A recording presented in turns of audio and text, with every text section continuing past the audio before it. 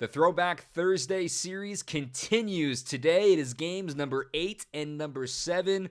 One of the best pitching performances of the year and maybe one of the craziest all-around comebacks for the Brewers as well. Don't go anywhere. This is Locked On Brewers. You are Locked On Brewers, your daily Milwaukee Brewers podcast. Part of the Locked On Podcast Network, your team every day. Welcome in, everybody. I'm Dominic Cotroneo. Thanks so much for making us your first listen of the day. This is Locked On Brewers. If you're new here, I'm pleased to be joined by Vinny Rattino, former big league broadcaster, Wisconsin native, former Brewer, and now turned broadcaster. I'm Dominic Cotroneo, a statistician / play-by-play guy, and we got a lot to talk about, Vinny. This is the first episode you're listening to. This is the Throwback Thursday series where we look back at the top 20 games of the 2021 season. Today we have reached number 8 and number 7. If you've missed any previous episodes, just scroll back on your podcast feed or look on our YouTube. You can find all of them there. And while you're at it, go ahead and subscribe, like, and follow us wherever you get your podcast and on YouTube as well. Vinny, we got 2 games here. We got a game that isn't quite as familiar, I think, with the first thing that comes to your mind when you think of games of the year, but when I explain it, it'll certainly come to mind against the Padres, and naturally, perhaps the second best pitching performance of the year with Adrian Houser's complete game shutout against the Cardinals. Let's start with this Padre game that I'm leaning at. May 27th, 2021, an auspicious Thursday night against the San Diego Padres, who, oh, by the way, started off 32-18. The Padres were the talk of the town and the talk of baseball heading into this year, and this was a chance for the Brewers to split a series with San Diego. Yeah, I mean, this was a team, the San Diego Padres, who everyone thought was the chalk of Major League Baseball. I mean, it was between them or the Dodgers. They were going to run; those two teams are going to run away with the West, and they did. Obviously, they didn't actually because the Giants came out of nowhere. So those 3 teams were going to obviously run away with the West. And you were waiting for the Giants to not just to kind of fall off the face of the earth, fall on their face, and they never did. So the Padres were the team to actually fall on their face, which was so surprising considering this roster and this team that the Brewers had to go up against. And they played the Brewers, or the Brewers played the Padres so well this year.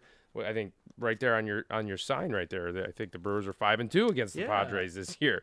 They went 5-2. But to reference that, I won't spoil that, but I'll let you kind of spoil that. But yeah, this was a team that, my goodness, was so good on paper, and the Brewers played them so well. And again, all these games against the Padres that the Brewers did win, I think, were telling that the Brewers had a real chance to win the World Series because they played them so tough, even before they fell on their face. But great game right here.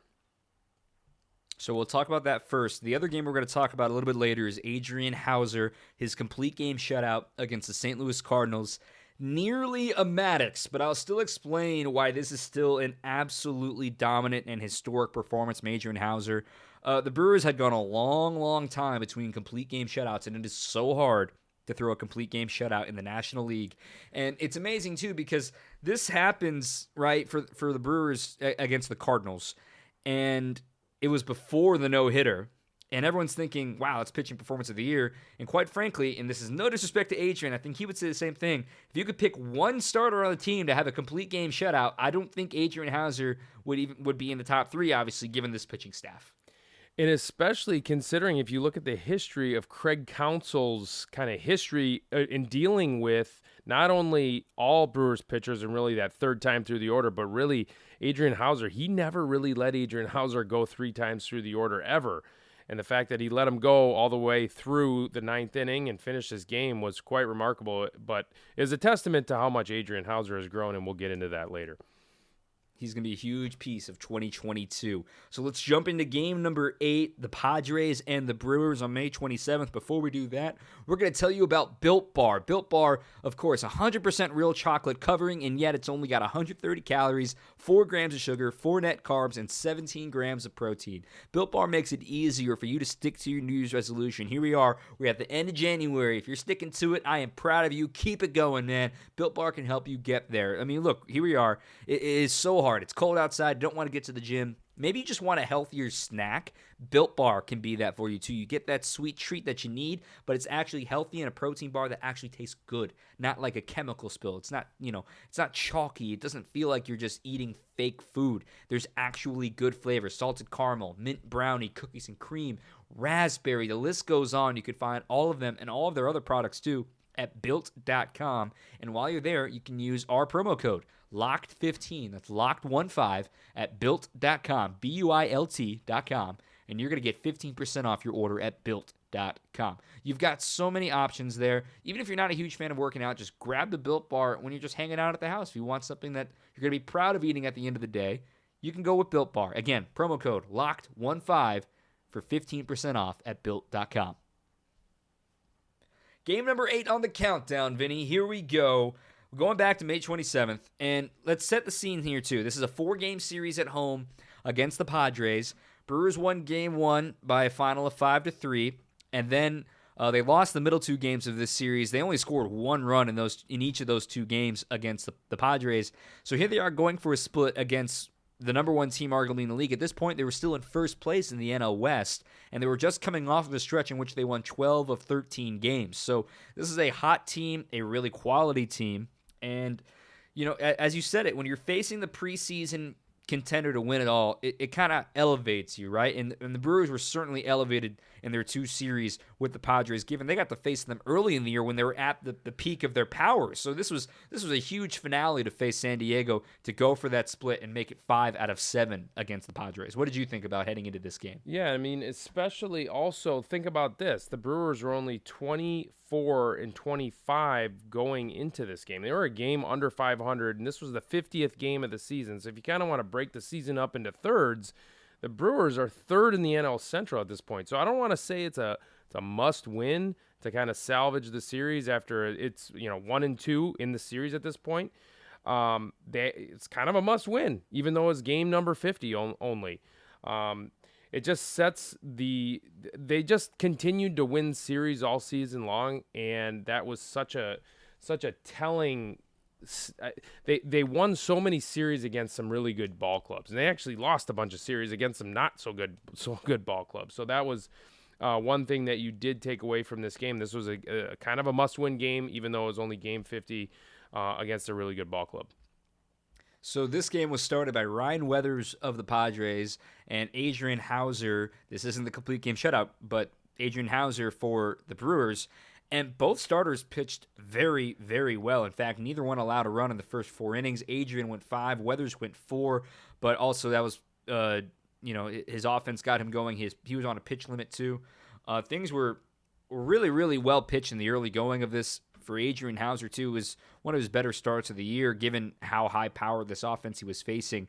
And the cool thing too, it was not Adrian Houser-like start, given the way the season ended up. I know we think of Adrian Houser with the sinker and the way that he can move it side to side.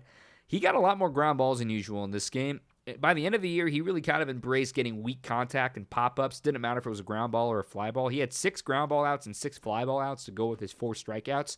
One thing for sure, Houser's always been a pitch-to-contact type pitcher. And when you're pitching to contact against a team like the Padres and you're putting up zeros, you're doing something right. Adrian Houser, who appears twice in this episode, is really one of the unsung heroes and really someone everyone's going to keep an eye on as the 4th or 5th starter coming into 2022. Houser is going to have a huge role moving forward. Yeah, I mean, Adrian Houser was I'll say this, as good as those top 3 guys were this year, and they were historically good. My goodness, they were so good, right? So you had Brandon Woodruff, you had the Cy Young Award winner Corbin Burns, and then you had one of my favorite pitchers in Freddie Peralta. Adrian Houser's step forward that he took was absolutely remarkable.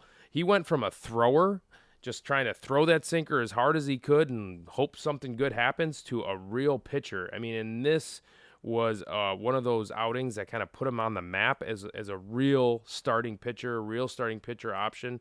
When you scout this guy, when I scouted him a couple of years ago, I thought maybe he would end up in the bullpen, especially with his inability to go more than 2 times through the order, more than 4 innings.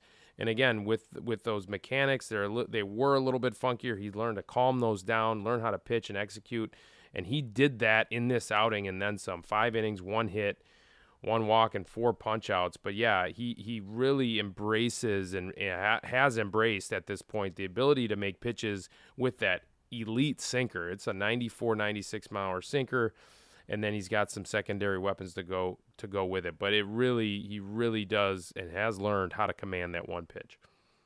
So, as we mentioned, both starters go scoreless through the first 4 innings.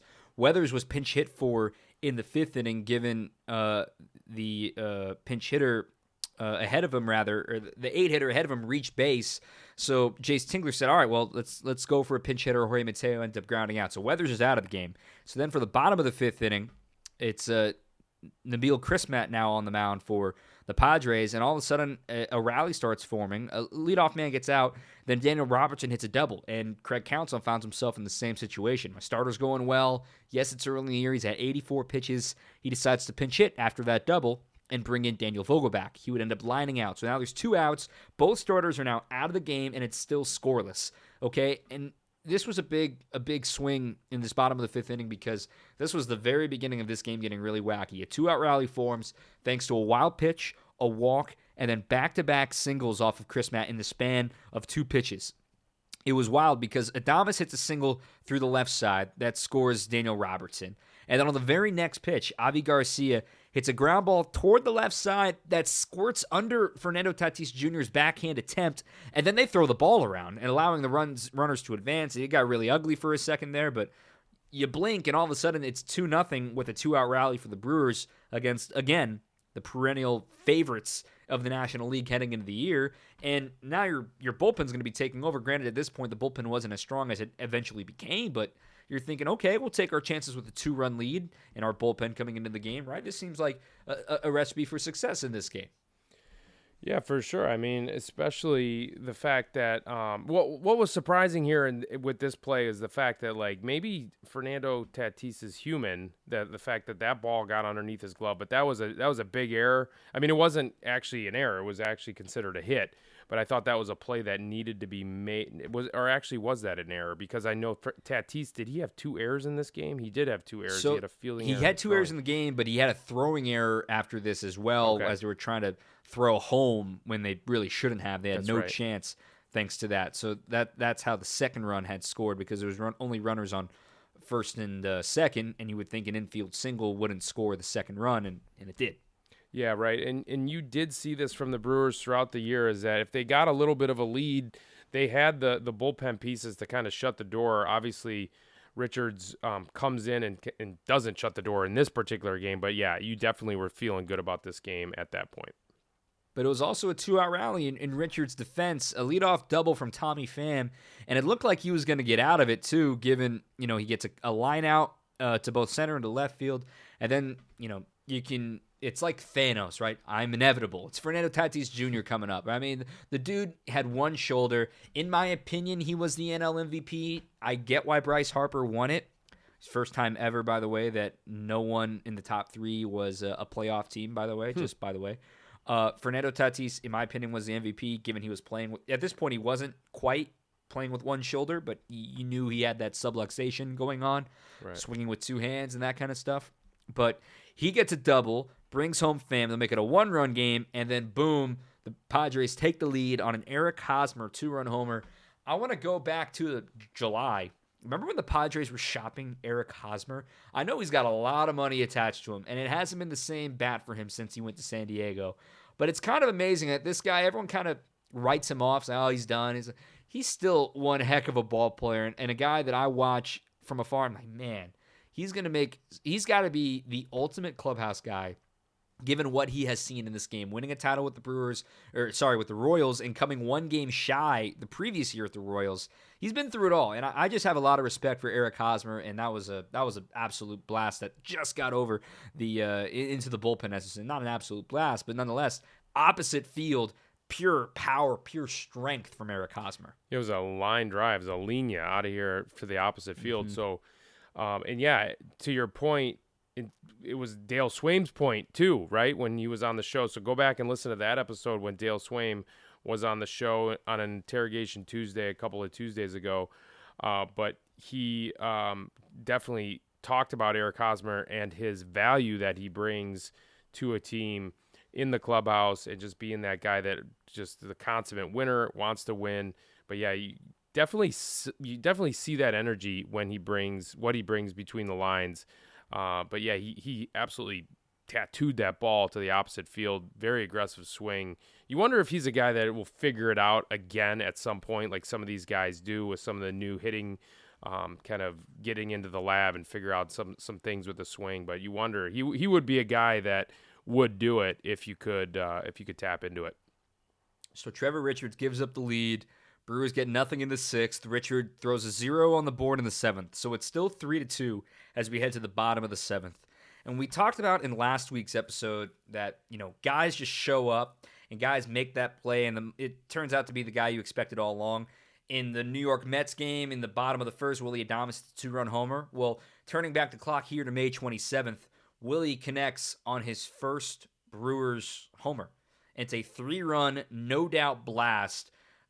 This was, I think we all knew, this guy seems like a lot of fun. He's playing really well at the start of his Brewers tenure. He's only been with the team for 5 days.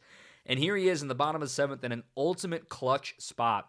Hits a 3-run bomb and gives the Brewers a lead, what seemed like it was going to, be enough to win it 5-3. But this was enter Willy Adames. Here come the Brewers. May 27th was the moment that, the legend of Willy Adames was born. Yeah, he ends up going 4 for 5 in this game with 4 RBIs. But yeah, this was the game that put him on the map.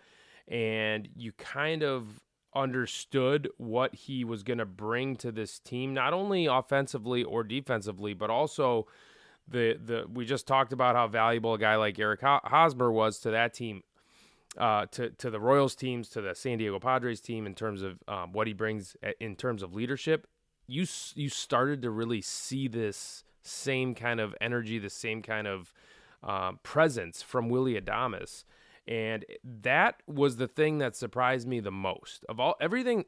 Look, a lot of things surprised me about how good Willy Adames was, but the leadership and his energy and his infectious personality you really started to see it in this game, and you started to believe it.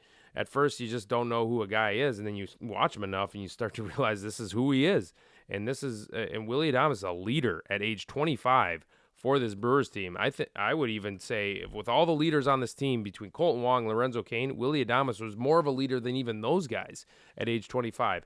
And again, I think that's what I really started to notice in this particular game. As short of a tenure as this was, 5 days into it, you started to believe it because I played with a bunch of guys like him that brought that every single day, that energy. And that's what was most telling about Willy Adames, and in particular, this game. So you had the lead. It's 5-3. You hand it off to the 8th inning to, of course, Devin Williams, and the most feared words that any pitching coach would shudder to hear, leadoff walk. And that's what happened. Remember, Devin had a really tough first 2 months of the year. He had that, slower spring training. He had a delayed spring training. He had an awful April. He was still trying to figure things out because he didn't have the same training path as everybody else there in February and March back in Phoenix. So he gives up the lead, and it's now a tie game, 5-5. A little bloop grenade from Fernando Tatis in the left field that scored a run, and then an RBI double by Manny Machado, who was pinch hitting. He was dealing with a little injury. He didn't play in every game in this series. He hits a double to right field, and it scores Tatis. But this was the big moment, I think, too, in another enter Willy Adames moment. The relay of the year. Jackie Bradley Jr. in right field tried to cut off that ball before it rolled to the wall. If you go back and watch the highlight, you can see he's thinking about trying to cut the angle on it, but he realized it would be too risky. Jackie is arguably the best arm of any outfielder in baseball, so he trusted his arm. He picked it up on the warning track, and it's called a double cut. And you can bring me in, and you can explain it in better than I can, I'm sure, Vinny. But you have both your second baseman, Wong, and then your shortstop, Adames, backing up Wong for the double cut. But quite frankly, it was better that it went to Adames because he has a stronger arm, and they throw out Hosmer at the plate, who was trying to score from first on this double, and it kept the game tied. And in fact, Adames threw this ball from shallow right center field at 89 miles an hour home on a relay on one hop perfectly, and they applied the tag. If you were a coach and you show this double cut relay, this is textbook of how to do it, and that's why these guys are in the bigs. Yeah, and you saw this from the shortstop in previous years from the Brewers. Orlando Arcia was one of the best at relaying throws home, and I know all the Brewer fans listening can relay, remember all the relay throws that Orlando Arcia made to cut down guys at home. And 5 games into Willy Adames' tenure, he makes a similar type of throw home to cut down a guy at home plate, a huge run to boot. And the idea here is Luis Urias was really, really struggling at this point throwing guys out. So this was a breath of fresh air for everybody. The fact that we had a shortstop now that can really throw the baseball 89 miles an hour while you're turning. You can't crow hop it. You are getting this ball and getting rid of it at 89 miles an hour. That is a hose. That's an easy 60 arm, probably a 70 arm that Willy Adames has. And the fact that he throws on the money right here to cut down Hosmer, if that throws a little bit up the line or a little bit more towards the first base dugout, you are not getting him out at home, and you likely don't win this game because this was a huge out in this inning as well. So it makes it 5-5. It ends the inning, and the Brewers survive that frame. Neither team would do anything in the 9th inning, and then, of course, placed runner in extras. Brent Suter, man, I love talking about Brent Suter. The Raptor gets it done. He gets a ground out. He gets a fly out. They intentionally walk Tatis to face Hosmer and get that left on left, and they get him to ground out. So the stage is set, and small ball comes through for Craig Counsell and the Brewers. And Keston Hiura, of all guys, lays down a sacrifice bunt like he's still in college. A beautiful bunt. Moves the runner over to third because it's Omar Narvaez, no legs. A fly out to right by Urias wasn't deep enough to allow Narvaez to score, but it was Jackie who singles to deep right, hits off the wall, wins the game. It splits the series. It was a huge moment because now the team's back at 500, and there's a lot of momentum. There's a lot of positivity suddenly around this team. Willy Adames, as you mentioned, goes 4 for 5 in this insane game. This was, I think, the turning point of the season when they realized truly how good they could be, given they came back against these guys. Yes, the bullpen did falter, but they were going to get better. And this is probably the coolest part about this. 25 and 25 is what they got to, right? They would never be below 500 for the rest of the season. I think that's the proof that it was a turning point. And then about a week later, they would be in first place in the division. So this is the game. While it may not be at the front of people's minds, I think it's one of the most important games of the year. In addition to being one of the most entertaining games of the year.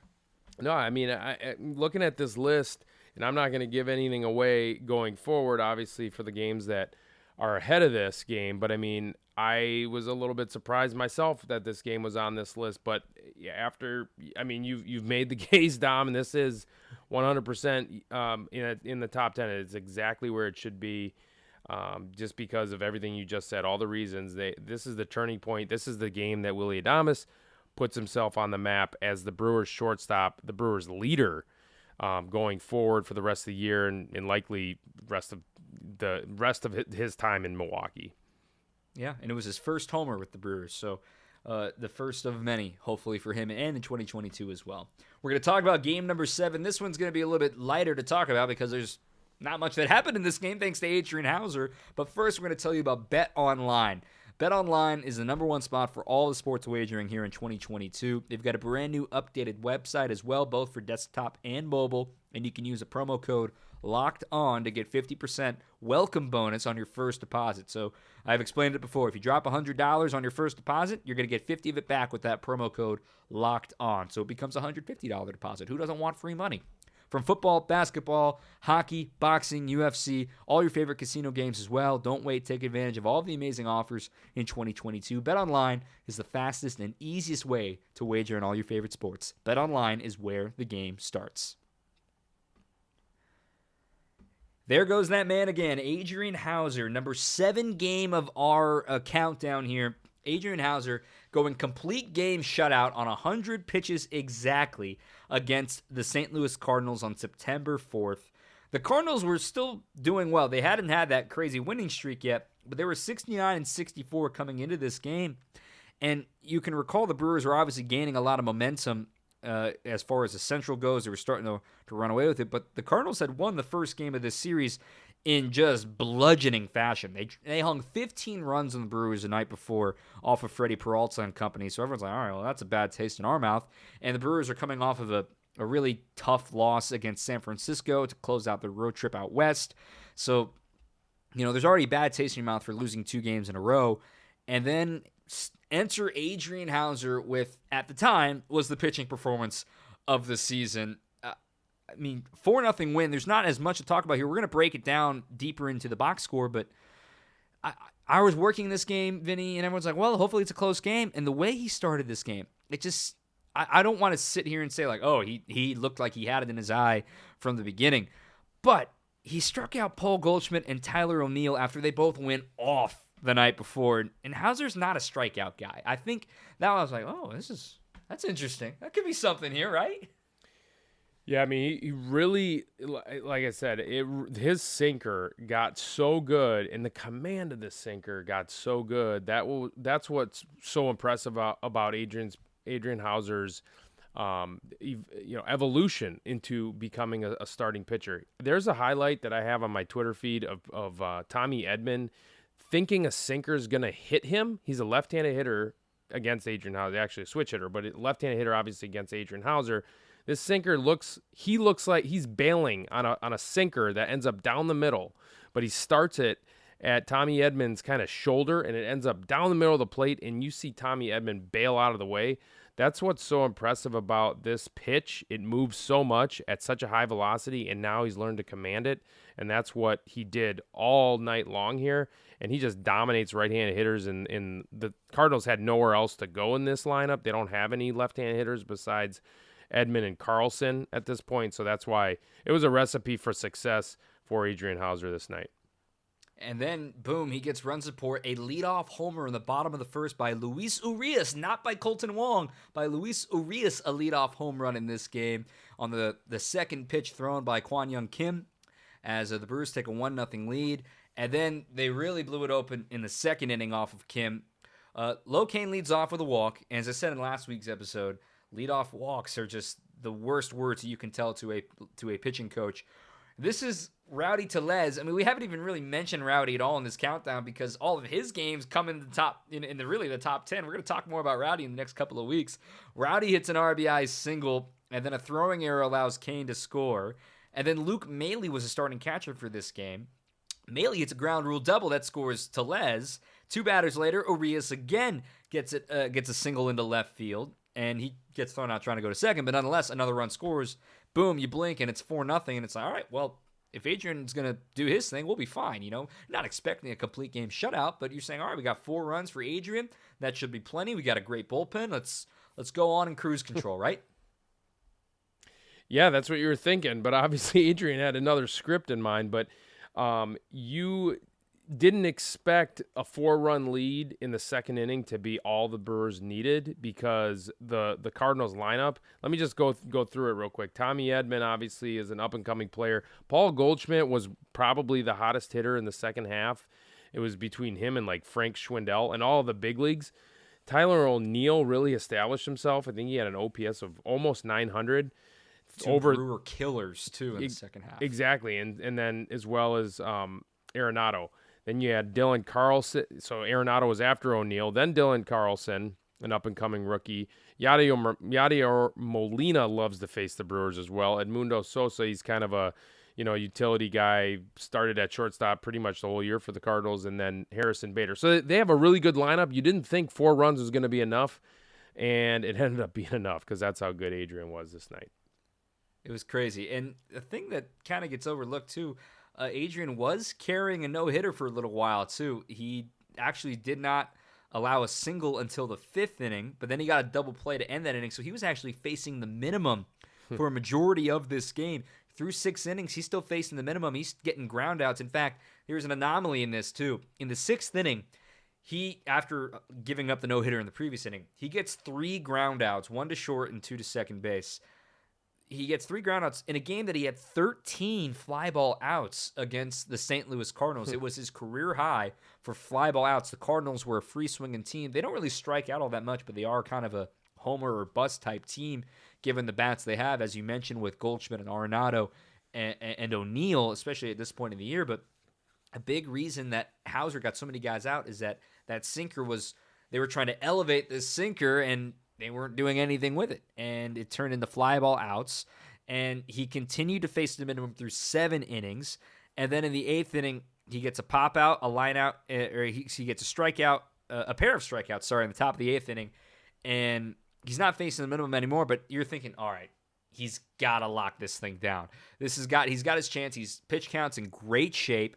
He's only at 89 pitches at this point. He's at 91 pitches at this point. It's a 4-0 game. You're thinking, all right, you got to give him a chance, right? You got to give him a chance.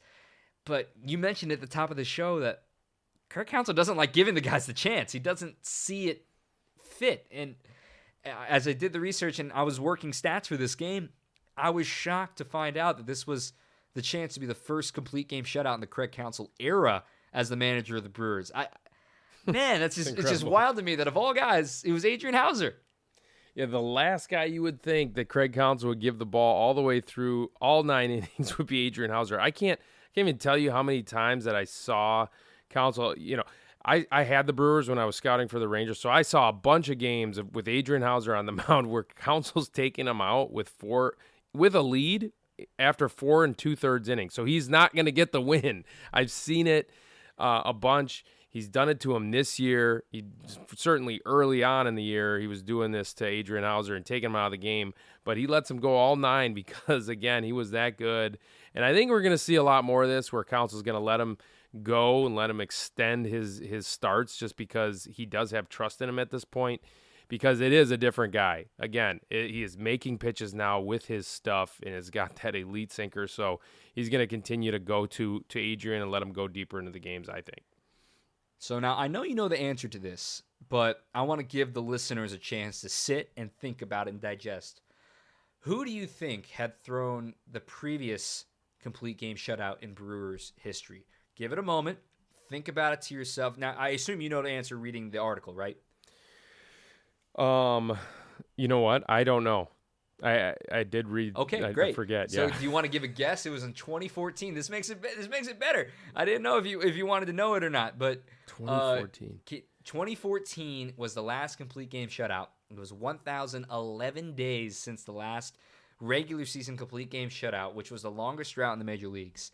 Do you have any idea who it would have been in 2014? I'll give you 10 seconds. I'm gonna say, Sean Markham.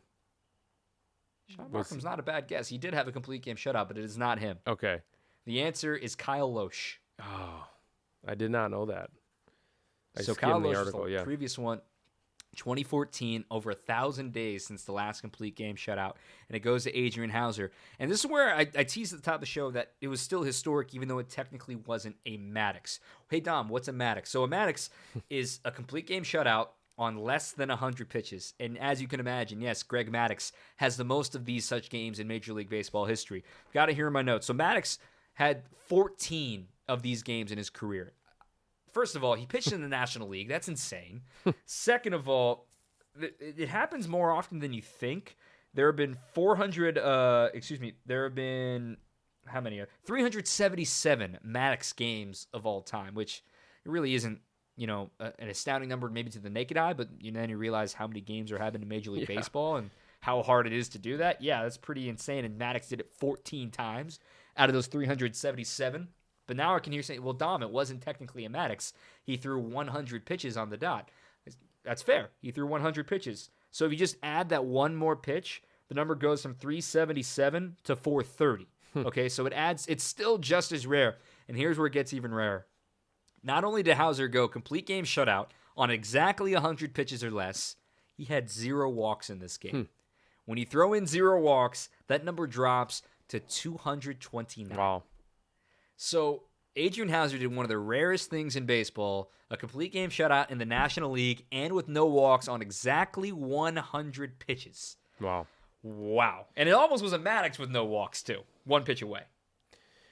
And that's especially surprising considering, again, how much the game has changed. So this is as rare as a no-hitter probably going forward, right? Because guys do not go more than 2 times through the order typically in a start. They go 5 and dive, right? And then they hand it off to the bullpen, and then you go from there. think about in the eras before how deep guys would go into games. They would throw 150 pitches. I mean, guys would just go deep into games. And now you're talking about a guy that just did that in this era. It's just rare. It's just super rare. It's not going to happen much anymore.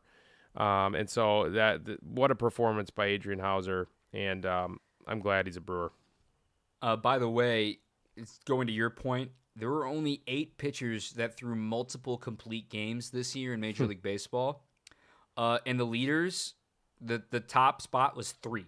Adam Wainwright, Zach Wheeler, and German Marquez. That's it. 3 was the top of the list. So, yes, you're absolutely right. This could become just as rare as a no-hitter in the future, given nobody goes 9 innings anymore. Right. It's crazy. This was a great moment for the Brewers, great moment for Adrian Houser, of course, and even the series at 1 apiece on September 4th. They're cruising in the Central. They're now 10 games up. They're 83-54. This is heading into Labor Day weekend as well, so everyone's in a good mood right now. The next day is coming up later in our countdown, guys. I promise. If you do recall, if you really know what September 5th was all about, and against the Cardinals and against Alex Reyes, you may be understanding of the barrel man coming up to the plate. That's coming later, guys, I promise. But that was the next day. So I just look back to this weekend, right? You get punched in the teeth the first game. You give up 15 runs against your arch rival, the Cardinals. Then you get the complete game shutout from Adrian Houser, and everyone's feeling great. And then you're down for most of the game against the Cardinals on Sunday, and Daniel Vogelbach strolls to the plate as, the absolute ultimate grand slam to win it, which is coming later in our countdown in a few weeks. So I think this is a really fun weekend to look back on. Yeah, you spoiled it for everybody, but no, I mean, obviously we all knew it was coming. But everyone knows it's coming. We all knew it was coming because that was one of the coolest moments I've ever been witnessed on a baseball field. So, but yeah, no, this was a great series. And, again, I think this series and the fact that the Brewers were able to take care of business against the Cardinals in this series was very important for the season in hindsight. So this was a great performance all around. Obviously for Adrian Houser, he was the highlight of it, but this was a point. 83-54 at this point. That's incredible. 83-54. So 29 games over 500. But that was a great game. It was epic. It was a fun weekend. We'll get to that Vogie walk-off, of course, but that's game number 7, and previously number 8. We have May 27th against the Padres as game number 8, and this Adrian Houser on September 4th, the complete game shutout against the Cardinals as our number 7 on our top 20 games of 2021. So always fun to go back on memory lane with you here, Vinny, and now the countdown becomes a little more obvious, I think, moving forward. Folks will start to really recognize, as I tease them on Twitter, as I generally do the night before, like I did yesterday too, that now it's going to start becoming more and more obvious. Number 6 and number 5 next week. Corbin Burns is going to have a major appearance coming up in next week's countdown. So we got that's my tease, but thanks for doing these, Vinny. These are always fun, man. I love it. I love going back and watching these games and reading the highlight or watching the highlights and then reading the articles. And then kind of digging back into some of the little nuances that you kind of forget as you go into the offseason. So a lot of fun, as always, with you too, Dom. So we've only got 3 more episodes of this countdown every Thursday. It's going to lead us all the way to when pitchers and catchers are supposed to be reporting, but we'll see. We'll see.